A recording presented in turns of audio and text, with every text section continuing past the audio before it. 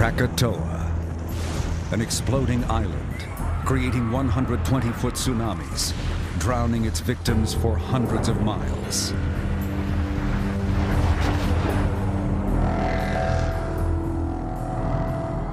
Vesuvius, incinerating the inhabitants of Pompeii with superheated clouds of ash and steam, entombing them in rock for 1,800 years. Mount St. Helens, obliterating everything in its path, trees, houses, and human beings.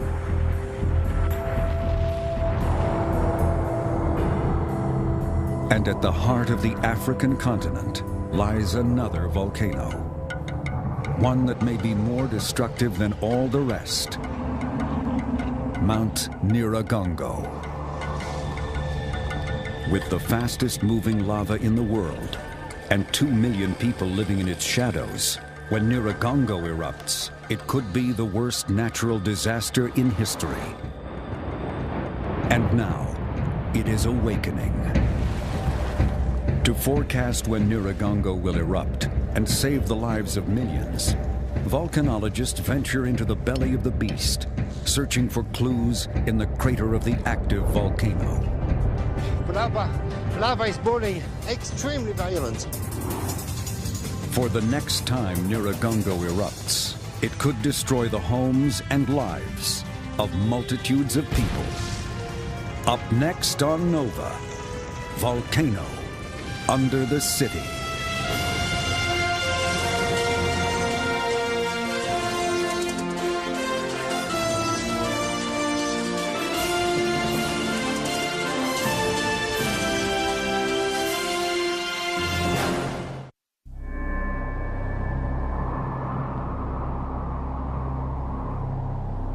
This fertile valley in Central Africa is one of the oldest inhabited places on Earth. It's dominated by a volcano soaring 2 miles high, Mount Nyiragongo. Ancient legends claim Nyiragongo is the place souls go after death, both heaven and hell. For years, the volcano smoldered peacefully in the distance. But then on January 17, 2002, Nyiragongo violently erupted. As dawn broke over the eastern Congo today, the sound of fear filled the rabid city of Goma. Nyiragongo spewed rivers of molten lava down its slopes at speeds up to 40 miles an hour. The sleeping city of 500,000 people was taken completely by surprise. Burning ash and lava ignited fires and destroyed everything in its path. There is panic as frightened people scramble over the black lava crust, trying to escape, and many are getting hurt. There were people who died trying to save their belongings. Everything was burning red. There was smoke everywhere. It was worse than war.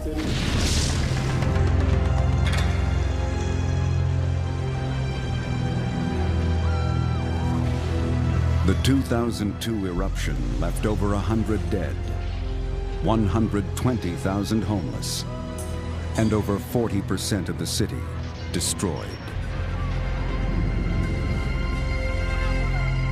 Now, Nyiragongo, the fire-breathing mountain, is reawakening. The only question is, when will it erupt again?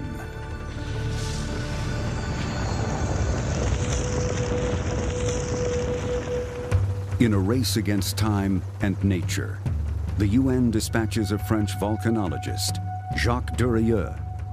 His mission? To collect evidence from the 2002 eruption and search for signs of new volcanic activity.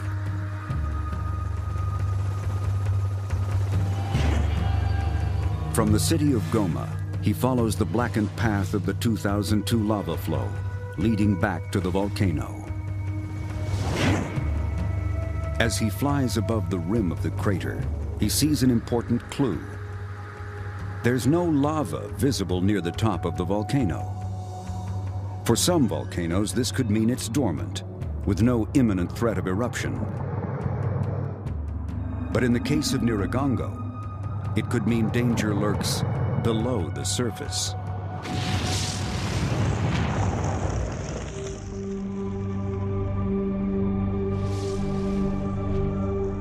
There are two basic types of volcanic eruptions. Explosive volcanoes, like Mount St. Helens, blast enormous amounts of gas and ash from their tops. The lava erupts violently as tiny rock fragments that blast as high as 20 miles. And when it comes down, it scourges the earth in superheated clouds of ash and steam called pyroclastic flows.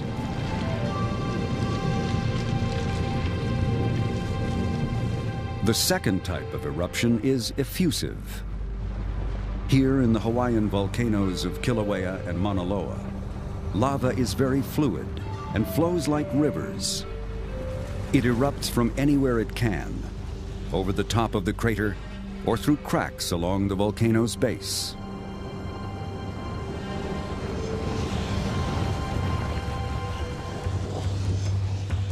Nyiragongo is effusive and is distinguished by an extensive network of cracks, or fissures. These fissures radiate like spindly spokes out from the base of the crater, both on the surface and underground. They can fill with magma and erupt anywhere along the fracture zone.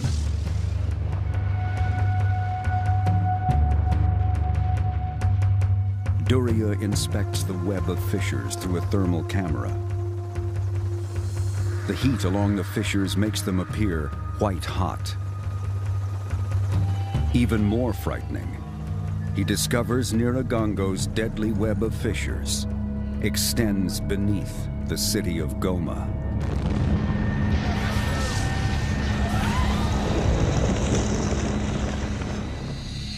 On the trail of the deadly lava, Duria inspects the site of a buried village at the edge of a banana plantation, halfway between the volcano and the city. When Nyiragongo erupted in 2002, the people living here felt they were safe because the volcano was miles away. But then, the fissures filled with lava beneath their feet. Some people were able to escape and to run from the lava, but the old one and a sick man were not able to run like that. They have been caught by the lava and they've been killed by the lava flow. Magma that reaches the Earth's surface is called lava. It flows as hot streams, and Nyiragongo's is especially lethal, the fastest on Earth. Its unique composition produces a molten fluid that's been clocked at speeds up to 60 miles an hour. Not even the fastest human in the world could outrun it. Here the lava was liquid, like water. It was a huge surge of lava flowing down the slope, and it arrived in a banana plantation. Banana trees are just a very soft plant. If you push it, it just collapsed. But these plants did not collapse. The lava surged around them, and when it cooled, what was left were hollow molds of banana trees. In the year 79, the eruption of Mount Vesuvius near Pompeii also created molds, but these were of humans, captured as hollow forms at their moments of death.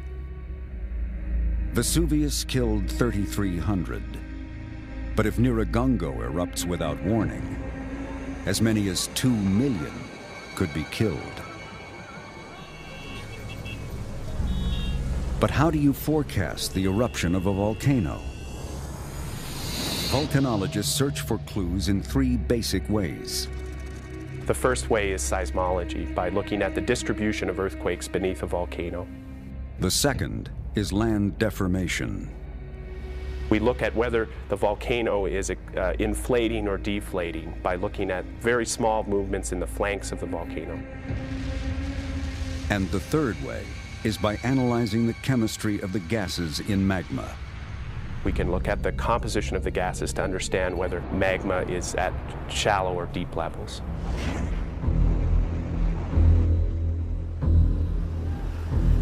These are the clues Durieux seeks as he continues his quest at Goma's Volcano Observatory. Here, Congolese researchers closely monitor a seismograph, an instrument that amplifies and records vibrations from tremors caused by the movement of magma beneath the Earth. As magma moves up beneath the volcano, you physically have to displace the rocks that are around it. So the breaking of rocks creates these earthquakes. And as magma moves up, you'll tend to get more and more earthquakes at shallower and shallower depths. And that's a sign that a volcano is likely to erupt. The seismic activity Durieux sees today is disturbing. The new recordings we have got today is showing that there are many, many shocks.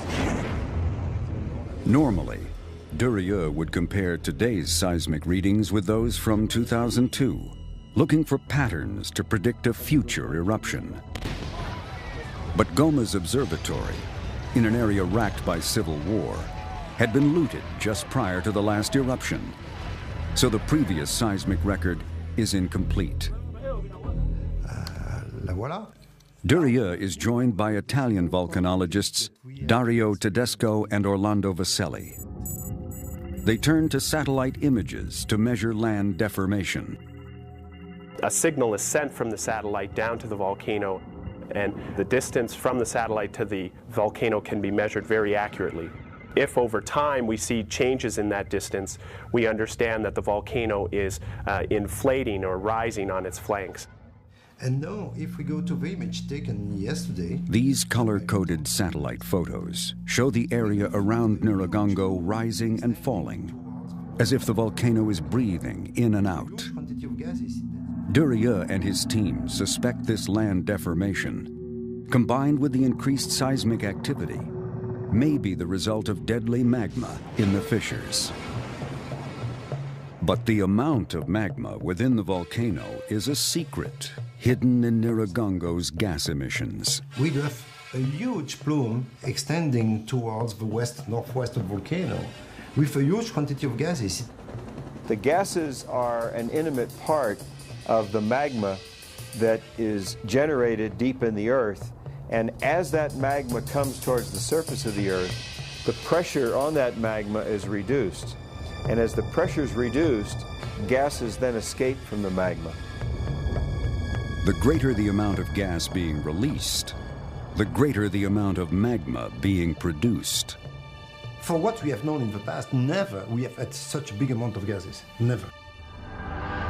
The satellite identifies the gas as sulfur dioxide, SO2, the primary cause of acid rain. And Nyiragongo is producing more than any place in the world, up to 50,000 tons per day. That's more than the amount produced by all power plants, factories, and cars in the United States. And the high concentration of SO2 is another clue for forecasting the next eruption. If we see high concentrations of carbon dioxide, that's often a reflection that we have magma at greater depth. But when we start to see large amounts of sulfur dioxide being released from a volcano, it's an indication that we have magma at very, very close to the surface and potentially erupting in a matter of days or weeks. Durieux and his team are breaking new ground at Nyiragongo by gathering scientific data in order to forecast the next eruption. But they are uncovering some very alarming clues. The increased seismic activity is the result of tremors caused by magma moving beneath the Earth. The enormous emission of sulfur gas is a clue that a huge quantity of magma is near the surface. And the thermal data shows Nyiragongo's fracture zone is extending toward the city. With no lava visible in the crater, and the satellite showing deformation of the land around the volcano, it could mean that magma is moving into the fissures. Such a stock of magma under the volcano could trigger an eruption anytime and anywhere. This emerging picture could be the worst possible scenario. Nyiragongo may be storing this huge amount of magma throughout its deadly web of fissures. Even worse than the devastation of 2002, Nyiragongo, with the fastest flowing lava in the world, now threatens to erupt right beneath the city of Goma.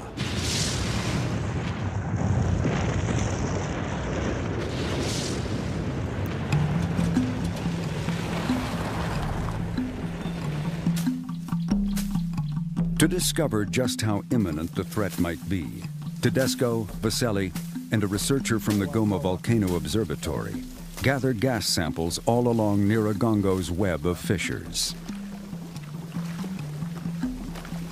If you have a spatial set of samples, in other words, one that's collected in the crater, and then a series of samples that are collected outside the crater, that gives you a way of understanding the plumbing system in the volcano. It gives you a sense of how open that fissure system is between the crater and the outer flank. At this thermal spring, they measure temperature and chemical composition. Chemical composition, isotopic composition give us exactly which is the source of these gases. The team checks this fissure with a device called a sniffer. All volcanic gas contains a mixture of water, carbon dioxide, and sulfur dioxide, but their ratio can be an important clue. If we were to find a high temperature gas with similar water, CO2, sulfur gas ratios on the outer flank of the volcano, it would give us an indication that perhaps magma is very close to the surface.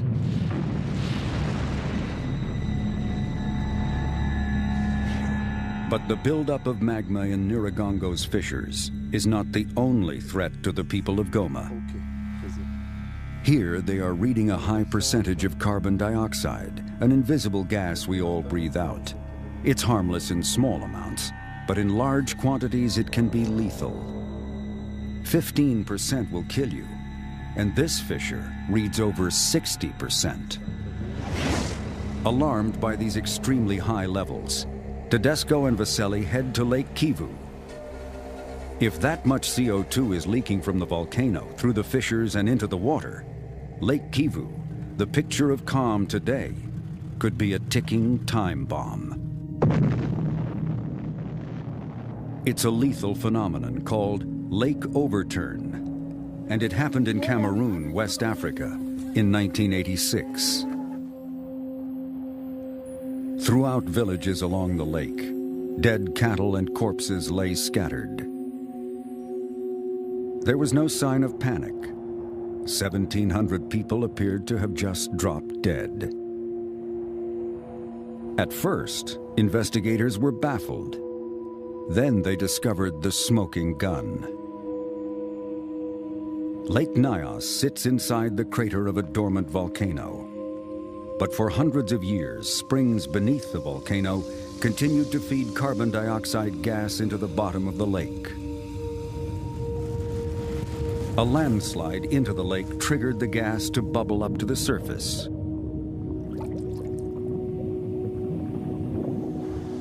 When the inside of the crater was full, a cloud of CO2 spilled over the rim, crept down into the valley, silently spread through villages, suffocating every living being.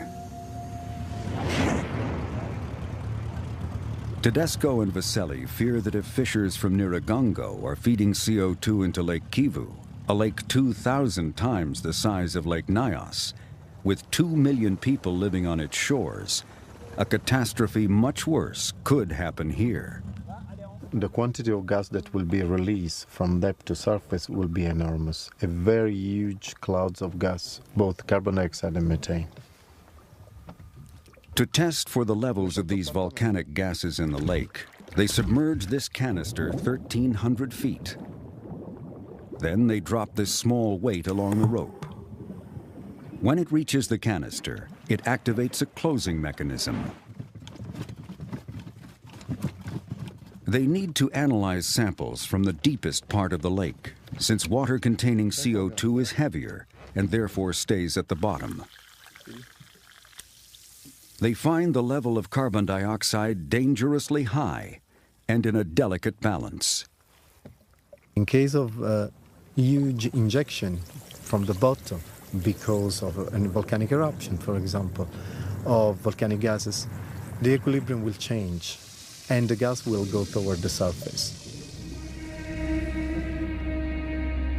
A sudden eruption of lava or infusion of CO2 from underground fissures could cause Lake Kivu to release its toxic gas, resulting in a massive loss of life.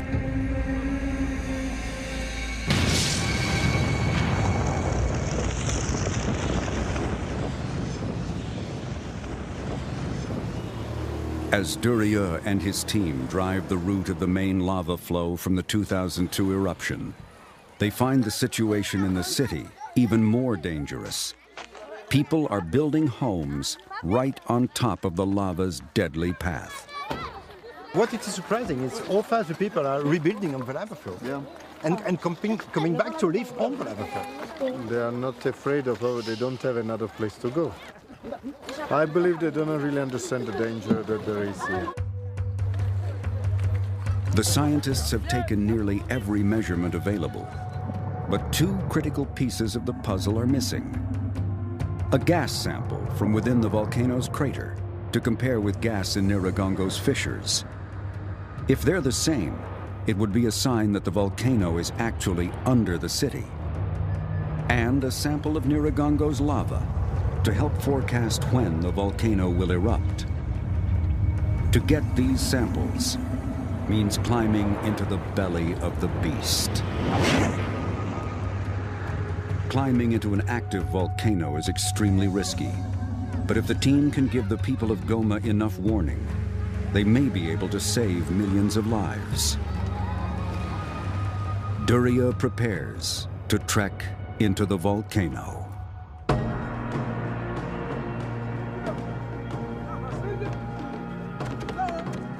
This is not the first time Durieux has led an expedition into Mount Nyiragongo. He first came here in the 1960s and has been back often. Locally, he's known as the bearded man who comes from the volcano. He's been working with many of the same trusted porters for 25 years. For not only is an expedition into an active volcano naturally dangerous, in Goma, an area plagued by civil war, danger can also explode from politics and tribal rivalries. The team of scientists, climbing specialists, and 40 porters follow the black-hardened path of the 2002 lava flow, actually passing one of the places that lava erupted from a fissure.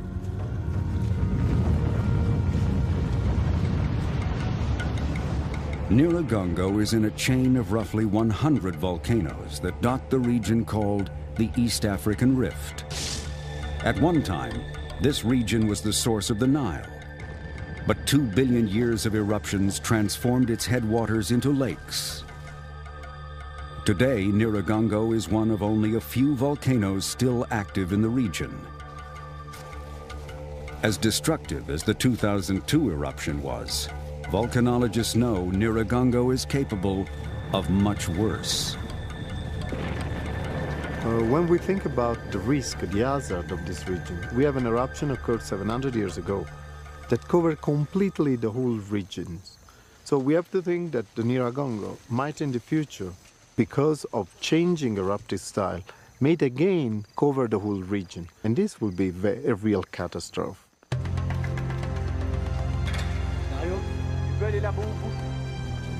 Finally, after a 6-hour ascent, the expedition approaches the rim of the volcano. It's here, at 11,400 feet, where the team sets up base camp.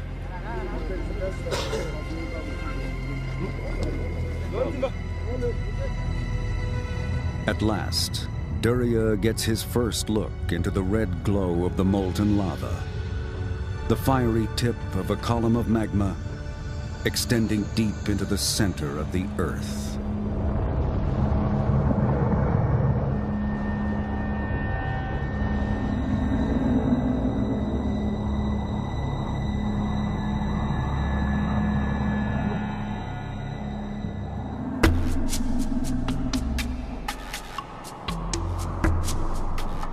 The next morning, after a night spent literally clinging to the edge of the volcano, the team rendezvous beside the crater's edge to plan their descent.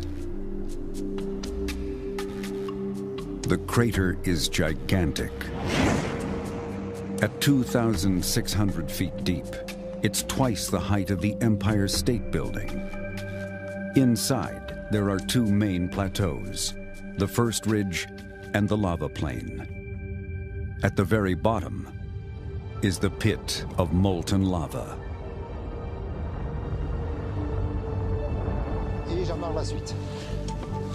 Duria decides to scout ahead with expert climber Jacques Barthélemy. Je fais la longueur suivante, hein? Ok, vas-y. Nyiragongo's walls and rock face are extremely fragile. Foot and handholds are abundant, but finding places that will not give way is difficult. The crater is constantly shaken by microquakes, loosening its walls.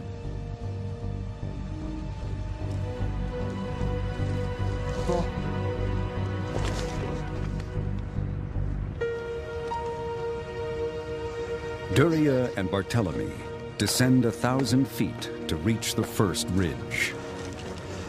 It's strewn with massive boulders that have fallen from above and vents emitting skin-burning sulfur gas. Là, c'est joli, hein? Ouais, ouais. They proceed cautiously across the fragile surface to the edge, where they get a better look at the lava, which is curiously low. On his first expedition into the volcano, the lava was nearly as high as the first ridge. Nyiragongo boasts a lava lake that can fill within weeks and drain within minutes. When full, it's the largest in the world, holding enough to bury Manhattan in 15 feet of lava. Over the years, the lava solidified around the edge, leaving the ring-shaped plateau Duria sees below.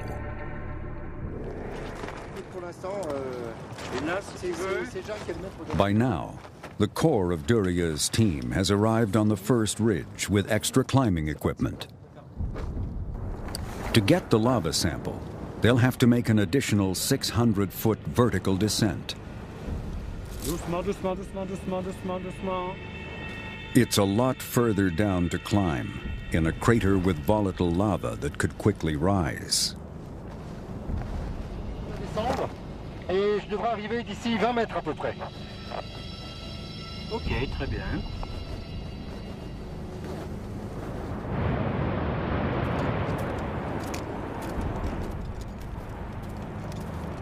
The plain is fractured by 1,000-foot crevices, on ground that at any moment can crumble beneath his feet. Voilà. Juste en dessous.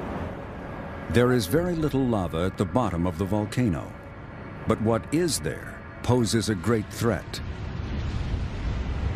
It's extremely violent, spewing 200 feet in the air. So that's really fantastic, because the gases are exiting at very high speed, at very high pressure. They have big flames, huge volume of gases, extremely violent.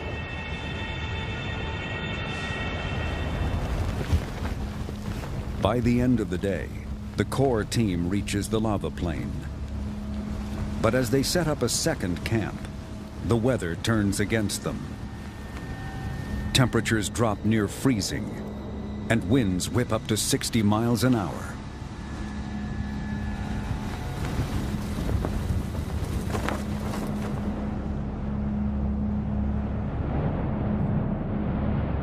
The team knows that tomorrow, getting close enough to Nyiragongo's lava pit to retrieve the lava sample will be extremely dangerous.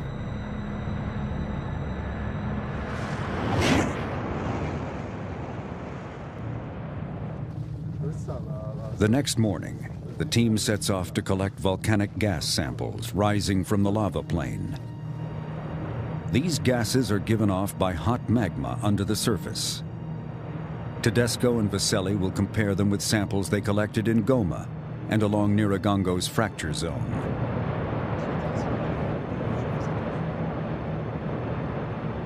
Duryea sets up his thermal camera. White and orange indicate the hottest areas, the ones that are closest to magma. The information from the thermal camera tells Tedesco and Vaselli which fumarole or vent will yield the best gas sample.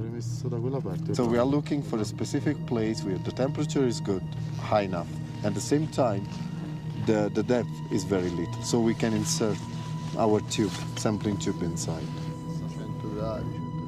To get a pure sample, the fumarole must be just the right depth and narrow enough to not allow atmospheric and volcanic gases to mix.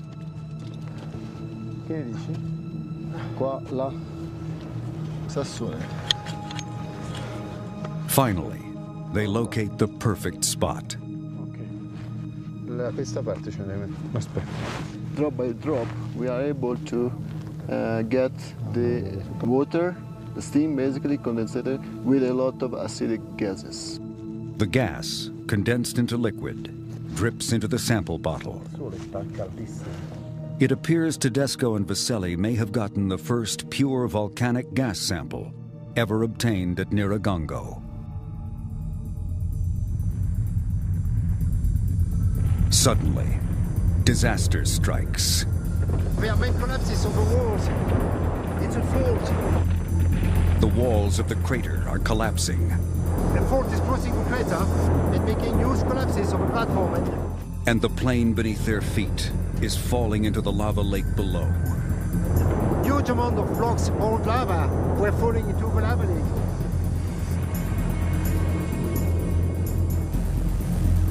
Massive cracks are appearing and spewing scalding gases dangerously close to the men.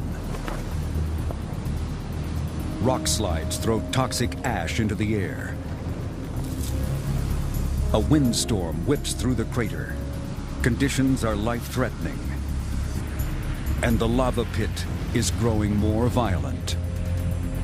Projections are very high, but between 15 and 16 meters high. The size of the sputters is between 2 and 5 meters.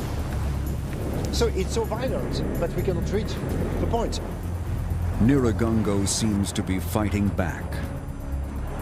The team cannot climb down low enough to retrieve a lava sample. They're going to have to retreat.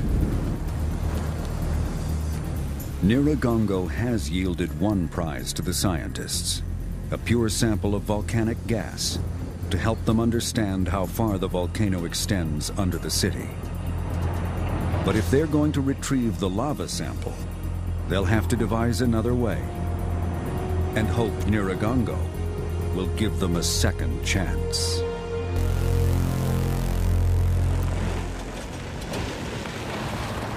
Back in Goma, the team finds more signs that the volcano is awakening.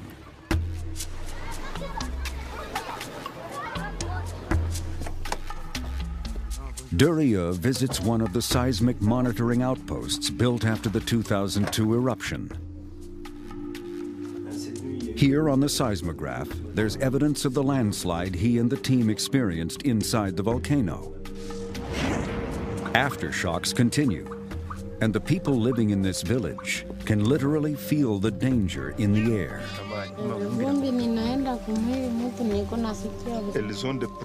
They are having problems with the rain and with the volcanic ashes because when it rains, the ashes fall all over their bodies and it hurts them. One villager has been collecting rainwater, and Tedesco does a chemical analysis. Very acid water, very rich in chlorine, fluorine, nitrate, and sulfate. Nyiragongo's volcanic gas is producing skin-burning acid rain and poisoning the village's drinking water. Even worse, the team is called in to investigate reports of some mysterious deaths at a nearby school. Tedesco and Vaselli test gas from a fissure just off the playground. They find 24% carbon dioxide, well over the lethal limit. The children were playing games, hide and seek, and they went over there and they suddenly died. Then people came with tree branches and hauled them away with a rope. They took him away to bury them. It was very sad. It appears even as Nyiragongo slumbers, it is already claiming lives. The children fell victim to an ancient killer, a mazuku, or evil wind.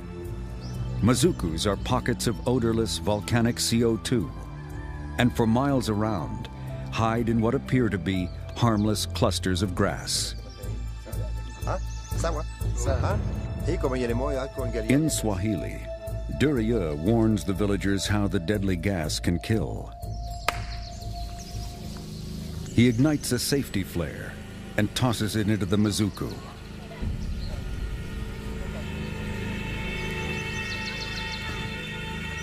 The smoke sits on top of the CO2, which has displaced all the oxygen. Anyone who goes beneath the smoke suffocates. Small children are usually the victims.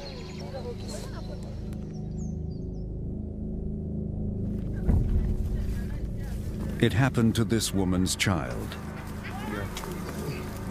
Here is the spot where a neighbor found her daughter. She had sent the child to get some sugar, but she never came back. Later, she learned the child had walked through the mazuku and died. Tremors and aftershocks, acid rain and polluted drinking water, and now, children killed by gas emissions. The threats to the 2 million people living in the shadow of the volcano are intensifying every day. But to forecast when Nyiragongo will erupt, Durieux and his team still need one crucial piece of data: the holy grail of volcanology, a sample of lava from the volcano's fiery pit. Even if you only had one opportunity to sample a volcano, that tells you a lot about where it came from, how deep it came from, how long it took to get to the surface, whether it's been sitting at a shallow level for a long period of time, or whether it's traveled a long way in a very fast, potentially explosive manner. It gives you an important forecasting tool as to what might happen next. Armed with a plan on how to retrieve the lava sample, Durieux and his team pack up their equipment and head back up the mountain.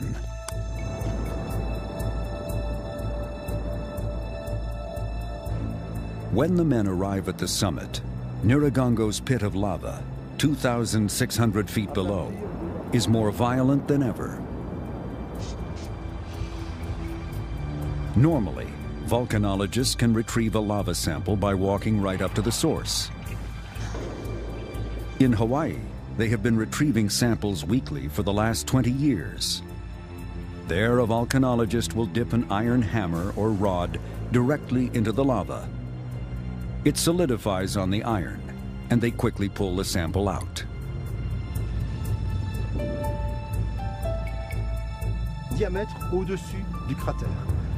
But for Durieux and his team, that's impossible.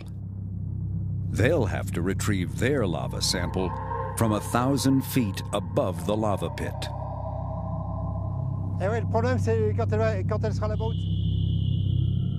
Their plan is to extend a rope across the pit, guide a pulley to the center, and lower an iron hammer into the lava. To do it, they'll need to pull the rope by hand around the perimeter of the lava plain. But the plain is ringed with massive pillars, some as high as 200 feet, and the fragile ground can collapse beneath them at any moment. Durieux has risked his life before to retrieve a lava sample, a critical piece of evidence to forecast an eruption. But this may be the most dangerous situation he has ever faced. After several hundred feet, the task becomes more and more difficult. Duria moves carefully around the crater, which at this level measures a stunning 2,000 feet across, more than 6 football fields. The rope snags on the rocks of hardened lava below, exactly what they feared. One misstep could cause a landslide. They improvise, using a pole to elevate the rope over the columns of hardened lava. The mission to retrieve the sample is in jeopardy. With gas emissions increasing, their vision is obscured. Then, one member of the team climbs onto a lava pillar to untangle the rope, but disappears into the fog. It's a tense moment as the men wait anxiously to see if he is safe and successful.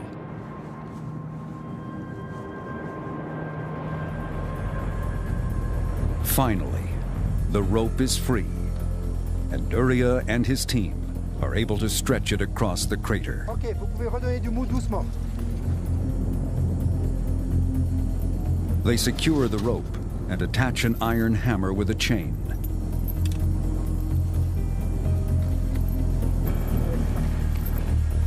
They drop the iron hammer off the edge of the lava plain. Matériel de prélèvement qui tout doucement avance. There are 1,000 feet between the cable and the surface of the lava.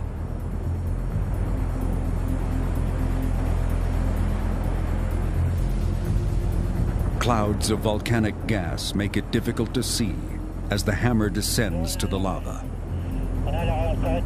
So Duria must rely on his instincts. If he lets the cable dip too low, the heat will melt it.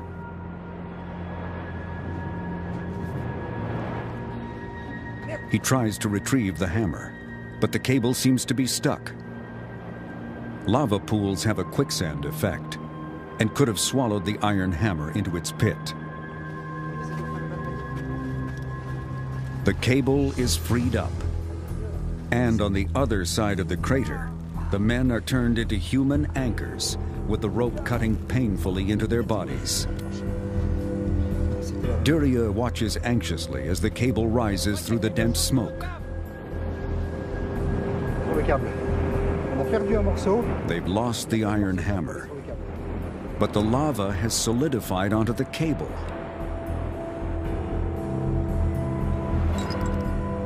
The sample is extremely fragile, and if it strikes the surrounding walls, it can fall back down into the pit. Stop, stop, stop! Quand on va remonter, ça va arracher. Jacques, du mou mètre par mètre, tout doucement. Tout doucement, Jacques. Tout doucement, encore. Attention, laisse-moi passer. Laissez-moi descendre, bordel! Non, continue.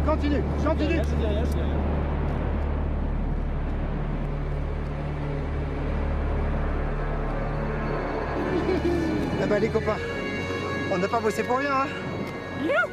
Viens voir. Finally, the attempt to retrieve a lava sample is a success. Voilà.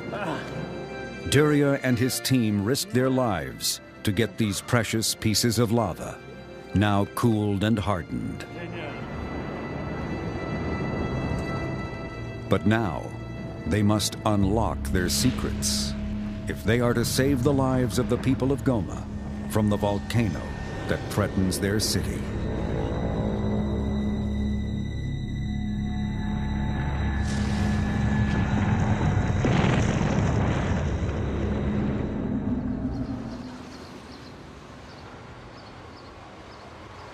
At the University of Florence, Tedesco brings the lava samples to one of his colleagues, rock and mineral expert Alba Santo. Santo prepares to study the lava samples under the microscope. The gas samples they gathered earlier are being analyzed in the lab. Gas from Nyiragongo's network of fissures, some from right under Goma, will be compared to gas from the crater. The two main gases that are erupted during a volcanic eruption are carbon dioxide and sulfur dioxide.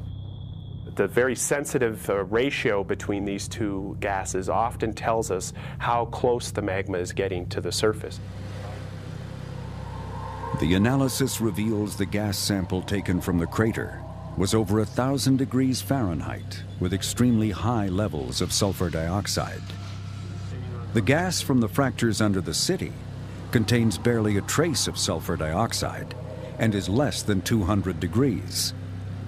Less sulfur dioxide and lower temperature in the fractures leads to a surprising conclusion. We think that these fractures are very well sealed because we detect a steady decrease of temperature and gas emissions. This suggests that magma is not threatening to erupt from fractures beneath the city. Yet all other evidence, seismic activity, land deformation, and the huge quantities of gas emissions, all indicate Nyiragongo is producing enormous amounts of magma. If not in the fissures, and not in the crater, then where could it be? Perhaps the new lava sample can solve the mystery. In Alba Santo's lab, she cuts the lava into thin sections and looks at them under a microscope. What she sees is the petrography, or history of the magma. We can obtain from a petrographic observation what happened during the rise of magma to the surface. By observing the size, shape, and composition of the minerals in the lava sample, Santo can determine clues to the origins of the magma.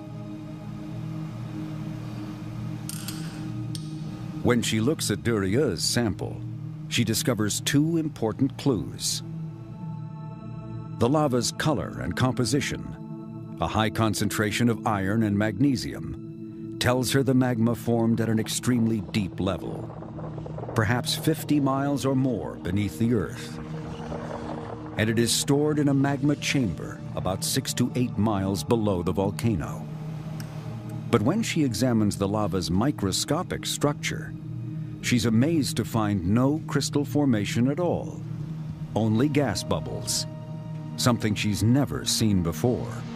This means that magma rises very fast from the source, and it doesn't have time for minerals to crystallize. So this lava is very fresh. The pieces of the puzzle are falling into place. The huge quantity of gas with high temperature and high concentration of sulfur dioxide, and magma from a deep chamber rising so quickly it doesn't have time to crystallize. We often say that there are two things that are relate to how explosive an eruption will be, and it's related to how fast the magma is coming to the surface and how much of the gas is released on its way to the surface. For Nyiragongo, these are two suggestions that the system is very active and potentially could move towards volcanic crisis in the near future. The lava and gas samples, along with all the seismic and satellite data, paint a whole new picture of Nyiragongo, one perhaps more frightening than ever. Nyiragongo is storing vast quantities of magma that could reach the Earth's surface in minutes. And even though the volcano's fissures are sealed, any new seismic activity could open the fractures, infusing magma into the fissures, which now extend under the city of Goma and into Lake Kivu. The fastest flowing lava in the world could flood the city within minutes, and any lava, landslide, or volcanic gas entering Lake Kivu could trigger lethal lake overturn, suffocating everyone on shore in one giant mazuku. And it could happen at any time.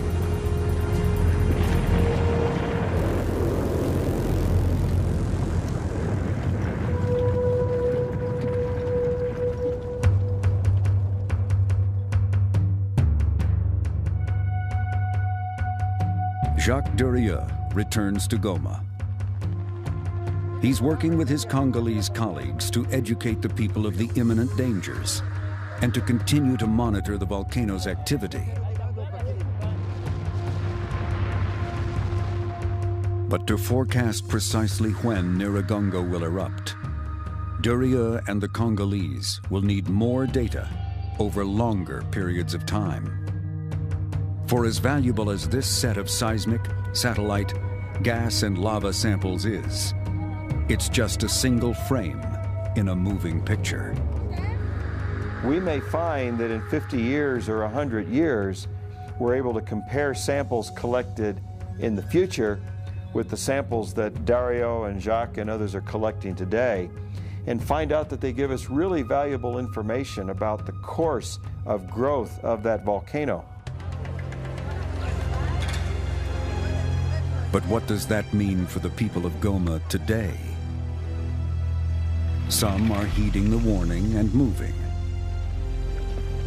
Others are rebuilding their homes right on the path of the deadly lava flow.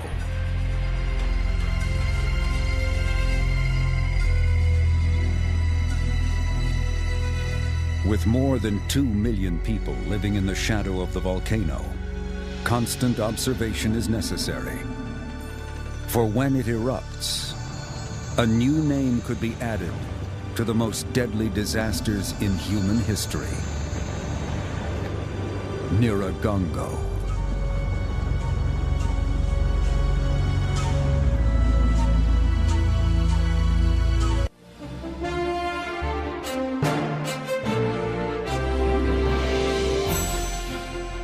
On NOVA's website, explore deadly volcanoes around the world. Go behind the scenes with the filmmaker of Volcano Under the City and more. Find it on pbs.org.